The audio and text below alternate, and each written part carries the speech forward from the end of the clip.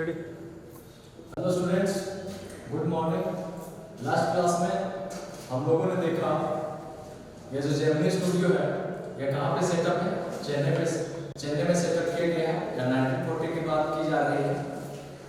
और उसका जो फाउंडर है वो कौन है? एस.एस. वासन। कौन है? एस.एस. वासन। और अशोका मित्रन जो कि इसके राइटर है उसका काम क्या रहता है? पेपर कटिंग करना। ठीक है, तो लोगों का ऐसा मानना है कि या पेपर कटिंग करना फाइल में इसको सजाना या कोई बड़ा काम नहीं, तो उसको लोग नहीं मानते। देखते हैं आज उसका आगे क्या होता है। In those days I work in a cubicle. उन दिनों या किस चीज में काम किया करते थे? क्यूबिकल क्या होता है? एक बड़ा सा रूम में उसको घेर दिया जाता है, छोटे से कॉर्नर को उसमें दूसरा काम किया जाता है, तो उसको क्यूबिकल कहा जाता है। Two whole sides of it were French window, और उसको दोनों साइड में कैसा विंडो था? फ्रेंच विंडो वैसा विंडो को कहा जाता है जो ऊपर से नीचे तक रहता है, उसका बीच में खुलने का जगह रहता है। उस प्रकार के विंडो को फ्रेंच विंडो कहा जाता है। आई डिड नॉट नो और at that time they were called French window, और उन दिनों उसे पता नहीं था कि इसे फ्रेंच विंडो कहा जाता है। Seeing me sitting at my desk tearing up newspapers day in and day out, most people thought I was doing next to nothing। और अशोका मित्रन को लोग जो पेपर काटते हुए देखते थे तो लोगों का ऐसा मानना था कि या कुछ नहीं करते हैं या कोई काम नहीं है, तो सिर्फ यूं ही बैठे हुए रहते हैं। It is likely that the boss thought likewise too, और ऐसा उसके बॉस का भी सोचना था कि या कोई काम नहीं करते या तो सिर्फ बैठे हुए रहते हैं। So anyone who felt I should be given some occupation who barged into my cubicle and deliver an extended lecture। इसलिए जिस किसी को भी ऐसा लगता था वह आते थे और अपना लेक्चर देके फिर वहां से चले जाते थे। The boy in the makeup department had decided I should be enlightened on how great literary talent was being allowed to go waste। और ऑफिस बॉय का ऐसा मानना था कि हम अपने लिटरेरी टैलेंट को यहाँ पे वेस्ट कर रहे हैं, बर्बाद कर रहे हैं। In a department fit only for barbers and perverts, और ये जो डिपार्टमेंट था वो सिर्फ किन के लिए फिट बैठता था? तो बार्बर्स के लिए, नाई के लिए और परवर्ट्स के लिए। So I was praying for crowd shooting all the time। इसलिए वो अशोका मित्रन ऐसा ये प्रे करते हैं कि हमेशा क्राउड शूटिंग हो। Nothing short of it could save me from his epics। In all instances of frustration, you will always find the anger directed towards a single person। और जब कभी भी आप फ्रस्ट्रेट हो जाते हैं, निराश हो जाते हैं, तो आप अपना गुस्सा किसी एक सिंगल पर्सन पे उसका गुस्सा उतारते हैं, ओपनली और कोवर्टली, या तो वह डायरेक्ट हो या इनडायरेक्ट हो। And this man of the makeup department was convinced that all is well। Ignominy and neglect were due to Kothamangalam Subbu, और इसका जो नेग्लेक्ट होता था वो किसके कारण होता था? कोठामंगलम सुब्बू। एक नेक्स्ट कैरेक्टर है जिसका नाम है Kothamangalam Subbu. Subbu was the number 2 at Gemini Studios, और सुब्बू को, तो कोठामंगलम सुब्बू को नंबर 2 जेमिनी स्टूडियोज के नाम से जाना जाता है, क्योंकि इसके जो फाउंडर है एस.एस. वासन, उसके बाद यदि किसी का नाम आता है तो वो है कोठामंगलम सुब्बू। इसलिए कोठामंगलम सुब्बू को नंबर 2 जेमिनी स्टूडियो के नाम से जाना जाता है। He could not have had a more encouraging opening in films than our grown-up makeup boy had।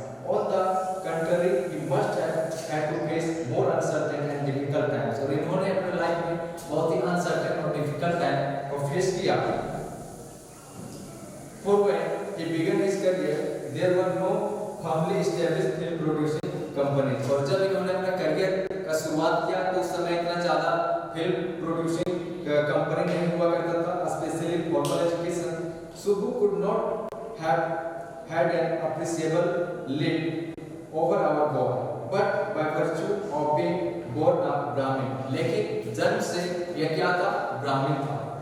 A virtue indeed, he must have had exposure to more affluent situation and people। He had the ability to look cheerful at all times, और इसमें यह ability था कि यह हमेशा cheerful रहते थे। क्या रहते थे? cheerful रहते थे, खुश मिजाज रहते थे। Even a fact had a hand in a flop film। यहाँ तक कि जब इसका कोई मूवी फ्लॉप हो जाता था उसके बावजूद यह cheerful रहते थे, खुश रहते थे। He always had worked for somebody। यह हमेशा किसी न किसी के लिए काम करते थे, किसी न किसी के लिए काम रहता था। he could never do things on his own, but his sense of reality made him identify himself with his principle completely and turn his entire creativity to his principle alone. He was tailor-made for films. Tailor-made करने का मतलब perfect, और यह film के लिए पूरा perfect है। कौन? Kotha Mangala Subbu. He was tailor-made for films. Here was a man who could be inspired when commanded. The red hats the tigers underwater. एक रेड का एक टाइग्रेस शेरनी से लड़ाई हो जाता है पानी के अंदर में। The red hats the tigers underwater and kills her, और उसे मार भी देता है।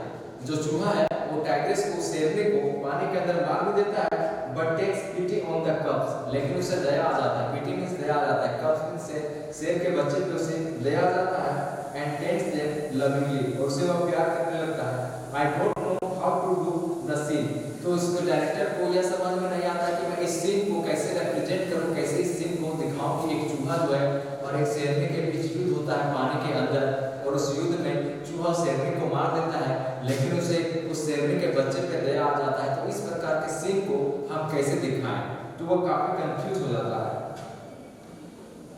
I don't know how to do the scene. The producer would say and Subbu would come out with 4 ways. और उसी के साथ सुब्बू आते हैं 4 तरीके लेकर के कि कैसे आप इस सीन को रिप्रेजेंट कर सकते हैं। 4 ways of the red pouring affection on its victims of a slave. Good, but I am not sure it is effective enough. अरे अच्छा, लेकिन मुझे नहीं लग रहा कि यह ज़्यादा इफेक्टिव होगा। The producer would say, and in a minute Subbu would come out with 14 more alternatives. और कुछ ही मिनट में वो और 14 तरीके लेकर के आते हैं ताकि उस सीन को रिप्रेजेंट किया जा सके, दिखाया जा सके। Film making must have been and was so easy with a man like Subbu around, and if ever there was a man who gave direction and definition to Gemini Studio. और यदि आपके पास सुब्बू जैसा आदमी हो तो फिल्म बनाना काफी आसान हो जाता है, क्योंकि यह जो है इसका प्रेजेंस ऑफ माइंड इतना अच्छा है कि या किसी भी समय किसी भी प्रकार का सिचुएशन में आप इससे कुछ भी पूछे तो यह आपको तरह-तरह का आइडिया बता सकते हैं। एक बार में यह 4 आइडिया बता सकते हैं कि आप इस सीन को कैसे रिप्रेजेंट करें।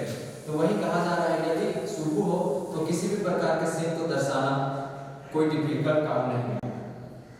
Producer would say, and in a minute Subbu would come out with 14 more alternatives. Filmmaking must have been and was so easy with a man like Subbu around, and if ever there was a man who gave direction and definition to Gemini Studio during its golden years. और उस समय जब यह Gemini Studio का golden years चल रहा था, means जब यह फल फूल रहा था, उस समय Subbu had a separate identity, और सुब्बू का यहाँ अपना एक अलग पहचान था। Separate identity as a poet, वह एक पोएट भी थे। क्या थे? पोएट भी थे। And though he was certainly capable of more complex and higher forms, और उसमें इतना एबिलिटी था कि वह चीजों को ज्यादा कॉम्प्लेक्स और ज्यादा जटिल तरीके से शो कर सकते थे, दिखा सकते थे। Form he deliberately chose address it poetry to the masses, लेकिन वह जानबूझ करके उसको इतना इजी वे में प्रस्तुत करते थे ताकि आम लोगों को भी समझ में आ जाए। His success in films overshadowed and dwarfed his literary achievements, और so his critics felt, और ऐसा उनके क्रिटिक्स लोगों का भी मानना था, आलोचकों का भी वही मानना था। क्या मानना था? His success in films overshadowed and dwarfed his literary achievements, और so his critics, क्योंकि वो फिल्म में आगे और फिल्म में उसका इतना अच्छा परफॉर्मेंस था कि उसके वजह से इसका जो लिटरेरी कैरियर था वो दब गया। ठीक है, तो ऐसा उसका भी मानना था, उसके जो क्रिटिक्स थे उन लोगों का भी मानना था कि फिल्म की वजह से, क्योंकि वो मल्टी टैलेंटेड पर्सन था, जो कोथामंगलम सुब्बू था वो मल्टी टैलेंटेड पर्सन था, तो फिल्म कैरियर में आने की वजह से उसका जो लिटरेरी कैरियर वो कहीं ना कहीं दब गया। His success in films overshadowed and dwarfed his literary achievements, or so his critics felt. He composed several truly original story poems in folk, refrain and diction, and also wrote a sprawling novel, और साथ ही साथ उन्होंने एक novel भी लिखा। Novel का नाम क्या था? थिलाना मोहनंगल with dozens of very deftly pitched characters, और उसमें करीब 1 दर्जन कैरेक्टर थे। जो इसका नॉवेल था, उस नॉवेल का नाम क्या था? थिलाना मोहनंबल, और उसमें करीब क्या 1 दर्जन कैरेक्टर को एक इंट्रोड्यूस किए थे। He quite successfully recreated the mood and manner of the devadasis of the early 20th century. एक वर्ड आया है देवदासी। देवदासी क्या होता है? तो देवदासी का मतलब होता है एक युवती, गर्ल, जो कि अपना पूरा होल लाइफ टाइम उसके पूजा में समर्पित कर देती है, उस प्रकार के गर्ल को देवदासी कहते हैं। यह 20th सेंचुरी में ऐसा फैशन था। अभी यह चीज लगभग विलुप्त हो गया है, अभी यह ट्रेंड में नहीं है। तो यहाँ पे एक वर्ड आया था, इसलिए मैं आप लोगों को समझा दिया कि क्या कहा जा रहा है। Manner of the devadasi of the early 20th century. He was an amazing actor, और यह जो कोथा मंगलम सुब्बू था, यह एकदम अमेजिंग एक्टर था। He never aspired to the lead role। इसे कभी भी लीड रोल्स का मौका नहीं मिलता था। लीड रोल्स करने का मतलब जैसे मूवी में एक लीडिंग रोल रहता है, उसके बाद का जो रहता है उसको उसका साइड रोल कहा जाता है। तो इसे लीड रोल का मौका नहीं मिलता था। He was an amazing actor. He never aspired to the lead role, but whatever subsidiary role he played in any of the films, he performed better than the supposed main players।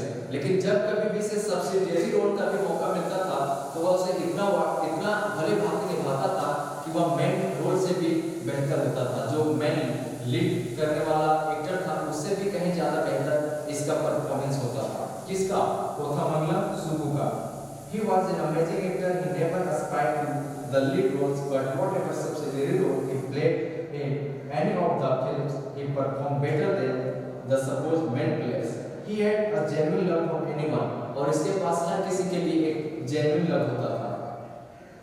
He came across and his house was a permanent residence for dozens of near and far relation and acquaintance। और इसका जो घर होता था वह समझिए कि permanent residence होता था। किसी भी जान पहचान के लिए कोई भी व्यक्ति जा सकता था, वहाँ पे ठहर सकता था, क्योंकि इसका जो प्यार होता था लोगों के लिए वह दिखावटी नहीं होता था, यह एकदम जेन्युइन लव होता था। It seemed against Subbu's nature to be even conscious that he was feeding and supporting so many of them, such a charitable and improvident man, and yet he had enemies।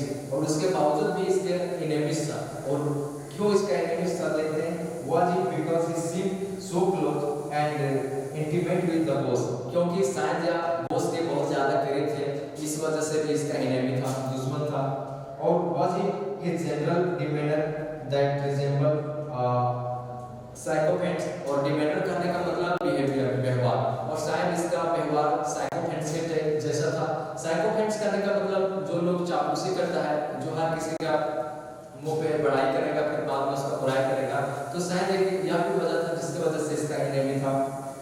और was it his general demeanor that resembled a psychopath, or his residents to say nice thing about everything? और यह हर किसी चीज को भी ये nice कहते थे, एवरीथिंग को ये नाइस कहते थे, शायद यह भी वजह हो सकता है इसके नेम होने का। There was this man in the makeup department who would wish the direct thing for Subbu। Thank you। Next part को नेक्स्ट वीडियो में